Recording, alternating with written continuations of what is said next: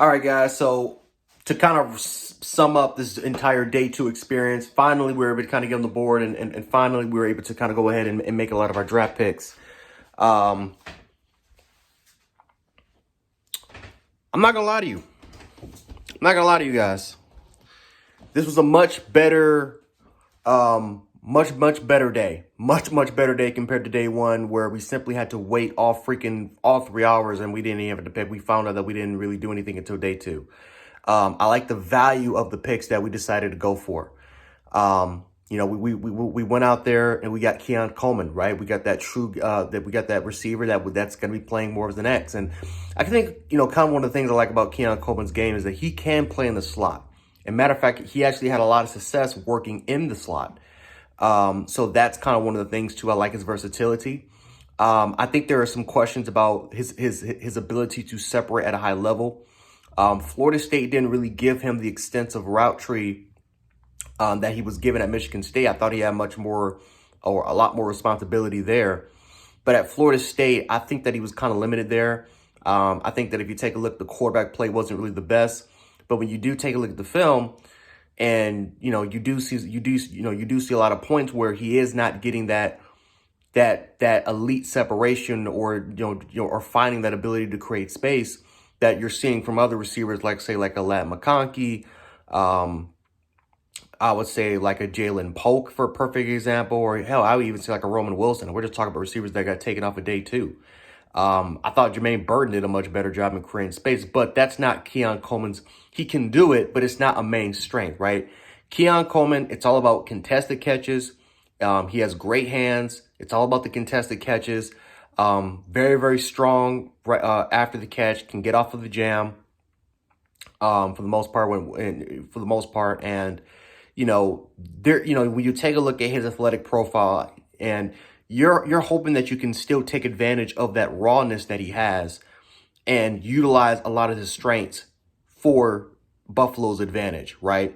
And like I said, when you're drafting a Keon Coleman, he's not going to be the backup. He's not going to be a backup at all. And for a lot of people that may find a lot of my comments alarming, or if you can go to like any single NFL scout, and I promise you, they're going to say something. They're going to say a lot of things very similar to what I'm saying. And they're definitely going to put a lot more context behind it compared to what I'm saying, of course. But let's be honest here. If he never would have ran that 4.61, we would be raving about this pick. Hell, we should be raving about it now, right? Keon Coleman, this was the value that everyone thought he was going to go in after the combine. He was going to be an early second-round pick. That's exactly what he was. Now, you can debate about whether Lat McConkey was better, or Jalen Polk was better, or hell, even like a Jermaine Burton or a Roman Wilson that went on later on was better, maybe even a Malachi Corley. But, when you take a look at the Buffalo Bills, and as far as what they want for their athletic profile, what Brandon Beane described, he wanted a tall, fat, he wanted tall, he wanted fast, he wanted physical guys, he wanted guys that can go out there and attack the catch point, guys that have huge catch radius, and guys that can be red zone threats. Well, Keon Coleman is that type of player. And before somebody going to say, well, he ran a slow 40, well, let's keep in mind the dude was the punt returner for both Michigan State and for Florida State. How many times have we seen dude ran poor 40s, and yet their gain speed is on a different level? For the most part, when we're taking a look at 40s, you're not coming off of you're not going into a stance in order for you to be explosive off the break, right? You're not going to be, your hands are not going to be on the ground. For the most part, Keon Coleman is going to be lining up on a 2-point. Is going to be lining up in the 2-point stance, trying to fight off corners that are either going to press him, or kind of other things that he has to kind of fight against, right? The kind of more schematics, the more schematic side of things that he has to try to figure out as a receiver in order for him to potentially even get it in the top speed. And even then, so like I said, there's a lot of things that goes beyond a 40. A lot of the other physical traits that he has, right? A lot of the physical traits that were described, he does have those tools. And so I'm not mad about the Keon Coleman pick. Now, if it was up to me, I would have picked up Xavier Legette. I think Xavier Legette is a better receiver than Keon Coleman is now, right? Now, Keon Coleman is younger, and I mean barely younger, by I think like a 1-year age difference. But it is what it is on that front. They got an additional 5th round pick just by going back and getting Keon Coleman. We'll see what kind of happens in day 3 if they're able to, because they have 4 5th round picks, if they're able to kind of trade up, or if they're going to try to do something going into next year, or maybe even this offseason by still trying to get up there and get a receiver. I don't know. But some of the other 2 picks, I actually really love these picks. I love Cole Bishop. We needed to address safety. That had to happen. We are not going to go into this offseason with or going into the season with Mike Edwards, who was more with Mike Edwards and a utility safety, like a Taylor Rapp. You're not going to do that, right? Micah Hyde, let's be honest here, guys. Now, if I'm Buffalo, I won't even pick up Micah Hyde at all. He's about 1 neck stinger away from literally being paralyzed, and I'm not even joking about that, right?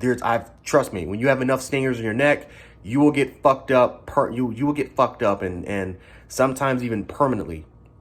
And I hope that doesn't really happen. I hope Micah Hyde stays retired, for his benefit.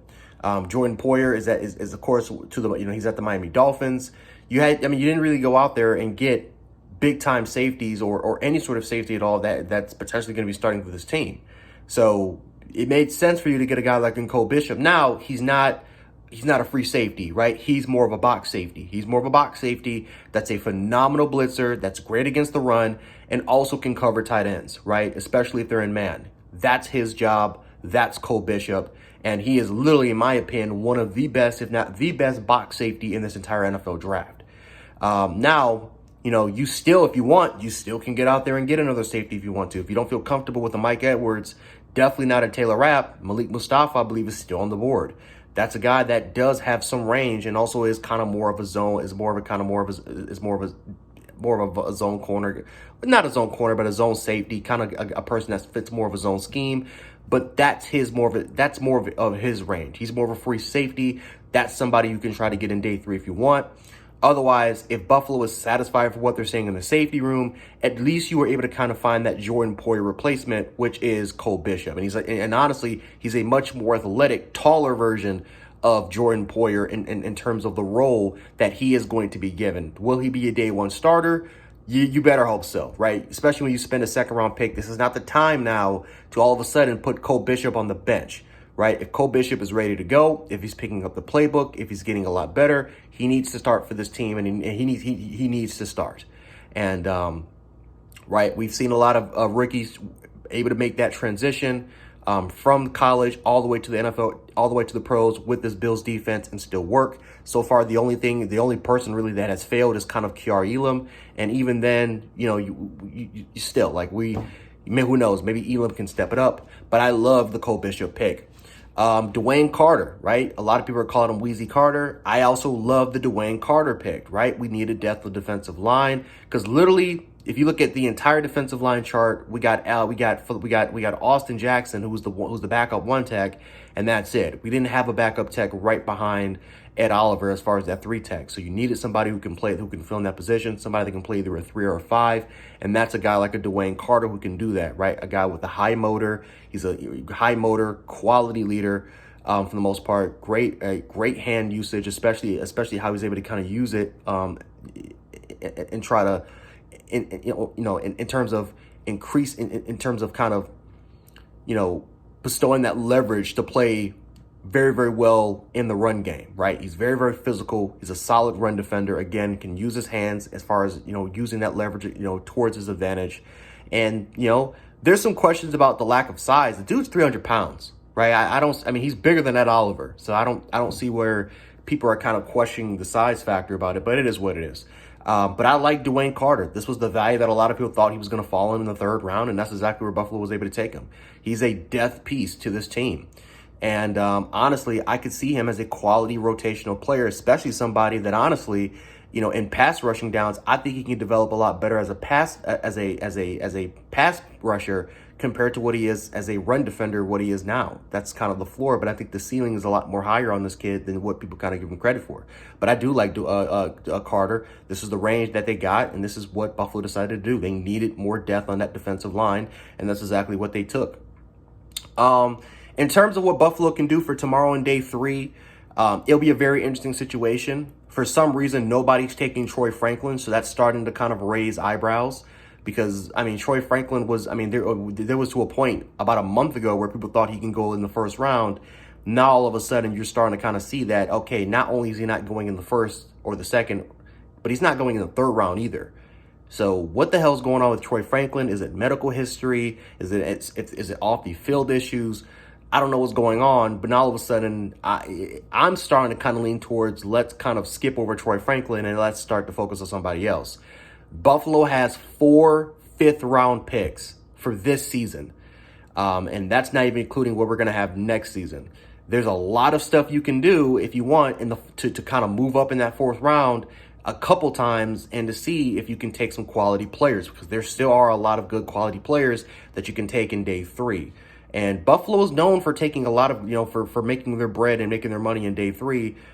This is where I'm kind of I'm a little bit more excited than usual to see what we can do, especially because we have some of the best draft capital in terms of day 3 picks. We didn't really use any of it to get up to day 2.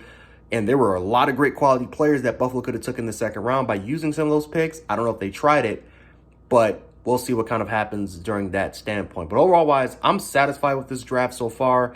I like the Keon, because it addresses the needs. You can argue if we got the best of player for that particular position, but as far as fulfilling the needs, we did that. And, hopefully for the most part, these players end up panning out well.